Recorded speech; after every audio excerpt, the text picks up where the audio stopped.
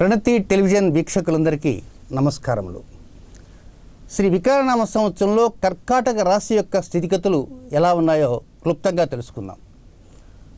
మొత్తం 354 రోజుల పాటు సాగేటువంటి శ్రీ వికారనామ సంవత్సరంలో 3 భాగాలతోనే వ్యతిరేక గ్రహ సంచార స్థితిగతులు ఉంటున్నాయని మొదటి వీడియోలో మనం చెప్పుకున్నాం. అయితే ఈ కర్కాటక రాశి జాతకులకి 5 ఆదాయము 5 ఖర్చు, వచ్చిందంతా ఖర్చు చేయవలసింది. ఇక రాజ్యపూజ్యం చూస్తే ఏదైతే అవమానం అనేది కేవలం 2 వంతులు మాత్రమే, అంటే 3 వంతులు లబ్ధి మనకు కనపడుతుందన్నమాట. ఆదాయ వ్యయాల్లో మిగులు లేకపోయినా రాజ్యపూజ్య అవమానంలో మాత్రం రాజ్యపూజ్యత అనేది ఒక 3 భాగాలు ఉంది కనుక సంతోషించవలసిన విషయమే. ఏదైనా ఉగాది దగ్గర నుంచి జూన్ నెల 22వ తేదీ వరకు వ్యతిరేకతలు అనేటువంటివి 35% కనబడుతున్నాయి. ఇక జూన్ 23వ తేదీ నుంచి నవంబర్ నెల 10వ తేదీ వరకు అవే వ్యతిరేకతలు 45% వరకు వస్తాయి, అంటే 10% పెరుగుతున్నాయి. ఇక నవంబర్ నెల 11వ తేదీ నుంచి 2020వ సంవత్సరం మార్చి నెల 24వ తేదీ వరకు, అంటే చిట్ట చివరి రోజు వికారికి వ్యతిరేకతలు 65% ఉన్నాయి. మొదటి భాగంలో 35%, రెండో భాగంలో 45%, మూడో భాగంలో 65%. అంటే దాదాపుగా మొదటి దానికి రెండవ దానికి 10% పెరిగితే రెండవ దానికి మూడవ దానికి 20% పెరిగిపోయింది. కనుక ఇంత వ్యతిరేక గ్రహ సంచారాలు ఉన్నప్పుడు జాగ్రత్తలు అంటూ తీసుకోవాలి. అసలు ముందు అనుకూలతలు ఎక్కడున్నాయి అది గమనించాలి. అనుకూలతలు చూస్తేనా చక్కగా వృత్తిలోను, వ్యాపారంలోను, ఉద్యోగంలోను, వ్యవహారాల్లోనూ, గృహ నిర్మాణంలోను, వాహన కొనుగోలులోను, వాహన అమ్మకాల్లోను, ప్రమోషన్లోను, అలాగే దాంపత్య జీవితంలోనూ, నిత్య జీవితంలో ఉన్నటువంటి ముఖ్యమైనటువంటి ఘట్టాల్లోనూ, మానసిక అంశాల్లోనూ, శారీరక అంశాలను ఇవారు నెంబర్ 1గా ఉంటుంటారు. ఇవన్నీ అనుకూలతలే. పై అధికారుల యొక్క మన్నలను పొందుతారు. ఇక విదేశీ వ్యవహారాల మీద కొంచెం చక్రం తిప్పాలనేటువంటి ఆలోచన కలుగుతుంటాయి. ఇక కాంట్రాక్టులు పొందడానికి కానీ, అలాగే కాంట్రాక్ట్ ద్వారా లబ్ధి పొందడానికి కానీ అన్ని అనుకూలతలన్నీ చక్కగా ఉంటూ ఉంటాయి. ఆర్థిక లావాదేవీల్లోన ముందంజలో ఉంటారు. కుటుంబ వ్యవహారాల్లో మీదే పైచేయిగా ఉంటుంటుంది. ఇవన్నీ అనుకూలతలే. ఇక ప్రతికూలతలు ఎక్కడున్నాయి అది గమనించాలి. ప్రతికూలతలు మొదటి 78 రోజుల్లో 35% ప్రతికూలతలు ఉన్నాయి. ఇవి ఎక్కడ ఉన్నాయి అంటే మీరు మీ యొక్క ఆరోగ్య విషయంలో సరైనటువంటి నిర్ణయాలు తీసుకోలేని కారణంగా, అనారోగ్య వ్యాప్తి వచ్చిన కారణంగా లోపం ఏర్పడే సూచనలు ఉన్నాయి. దానితో పాటు అనవసరమైనటువంటి ఖర్చులు, అంటే అనారోగ్యం వచ్చినందువల్ల ఖర్చులు కాదు, ఏదో తెలియనటువంటి ఖర్చులు, వేస్ట్లీ ఎక్స్పెన్సెస్ అన్నీ కూడా ఎక్కువగా ఉంటుంటాయి.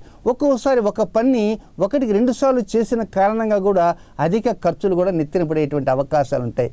కనుక ఆరోగ్య విషయంలో ఎక్కువ శ్రద్ధ తీసుకోవాలి. దీంతోపాటు మీకు తెలియకుండా శత్రువుల యొక్క ధాటి పెరిగేటువంటి అవకాశాలు కూడా ఉన్నాయి. ఇక రెండవది, మీకు ఎక్కడైనా సరే శత్రువుల్లో కొంతమంది పైకి మిత్రులా కనపడినప్పటికి కూడా వారిని మాత్రం వెంటనే నమ్మకండి. ఆ మిత్రత్వంలో వెనక ఏదో శత్రుత్వం దాగి ఉందని మాత్రమే గమనించడానికి ప్రయత్నం చేయండి. జూన్ 22వ తేదీ వరకు, అంటే ఏప్రిల్ 6 నుంచి జూన్ 22 వరకు 78 రోజులు 35% వ్యతిరేకత. ఇక రెండవ వ్యతిరేకత అనేది జూన్ నెల 23 నుంచి నవంబర్ 10 వరకు 45% ఉంది కనుక ఆ 45% ఎక్కడ ఉందంటే సోదర సంబంధమైనటువంటి రక్త సంబంధీకులలో అది దాగి ఉంటుంది. అలాగే శత్రువుల్లో దాగి ఉంది. అంటే పైకి అన్నదమ్ములు అక్కచెల్లెలుగా ఉన్నప్పటికి కూడా తెలియనటువంటి విధంగా ఏదో ప్రకారంగా చాప కింద నీరులాగా కొంత శత్రుత్వ పోకడలు వస్తూ ఉంటాయి. అవి గమనించాల్సిన అవసరం కూడా ఉంది. అలాగే ఆరోగ్య విషయాల మీద కూడా ఎక్కువ శ్రద్ధ చూపించాల్సిన అవసరం ఉంది. ఒక పని చేయాలి అనుకుంటారు, కానీ కొంత సోమర్తనం వల్ల కూడా సమయం వృధా అయిపోతుంటుంది. ఈ విధంగా 45% వ్యతిరేకతలు అంటూ 141 రోజులలో నవంబర్ 10 వరకు ఉంటాయి.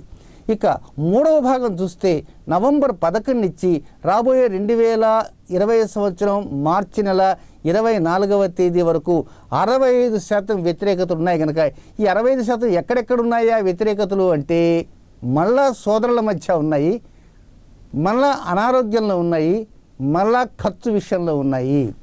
అంటే ఖర్చు దండిగా ఉంటుంది. ఆ ఖర్చు ఏమైనా అవసరమైన ఖర్చా అంటే అవసరమైన ఖర్చు కానే కాదు. అది ఎక్కువగా హాస్పిటల్ ఖర్చులాగే ఎక్కువ కనబడుతూ ఉంది. కొంత వేగంగా దూసుకుని పోతుంటారు కొంతమంది వెహికల్స్ మీద. దానివలన కూడా చిన్నపాటి సమస్యలు వచ్చి ఖర్చు పెరిగేటువంటి అవకాశం ఉంది. అంతకు తప్ప వేరే రకంగా కర్కాటక రాశి వారికి కాదు. కాబట్టి ఆరోగ్య విషయంలో జాగ్రత్త తీసుకోండి, సోదరుల విషయంలో జాగ్రత్త తీసుకోండి, దానితో పాటు వెహికల్ డ్రైవింగ్లో జాగ్రత్తలు తీసుకోండి, శత్రువుల విషయంలో జాగ్రత్తలు తీసుకోండి. ఇక మిగిలినవన్నీ కూడా ఈ కర్కాటక రాశి జాతకులకి పూర్తిగా అనుకూలతలు వచ్చే విధంగానే ఉంటాయి. మొత్తం మీద ఇలాంటి వ్యతిరేకతల నుంచి వలన సమస్యలు వస్తుంటాయి కనుక ఆ సమస్యల నుంచి కొంత ఉపశమనం కలగటం కోసంగా ఈ సంవత్సరం జూన్ నెల 9వ తేదీ ఈ సంవత్సర రాజు అయినటువంటి శని, కుజుడు ఇరువురు అపోజిషన్లో ఒకే బిందువు దగ్గరికి వస్తారు. ఆ రోజు ఆదివారం, భానుసప్తమి. ఆ రోజున ఒక అద్భుతమైన పరిహారం ఉంది. ఆ పరిహారం అన్ని వీడియోలు అయిన తర్వాత చివరిలో ఆ పరిహారం చెప్తాను. ఆ పరిహారం పాటిస్తూ ఈ మధ్యకాలంలో నెల కొన్ని వ్యతిరేక గ్రహ సంచారాలు వస్తుంటాయి పోతుంటాయి కనుక వాటిల్లో ముఖ్యమైన కూడా వచ్చినప్పుడు వారి పరిహారాలు కూడా తెలియజేయడానికి ప్రయత్నం చేస్తాను. వాటన్నిటిని పాటిస్తూ ఉంటే మేలైన లబ్ధి కలుగుతుందనేటువంటి ఉద్దేశంతో ముందుకు వెళ్ళడానికి అవకాశాలు వస్తాయని ఘంటాపదంగా చెప్పవచ్చు. నమస్కారం.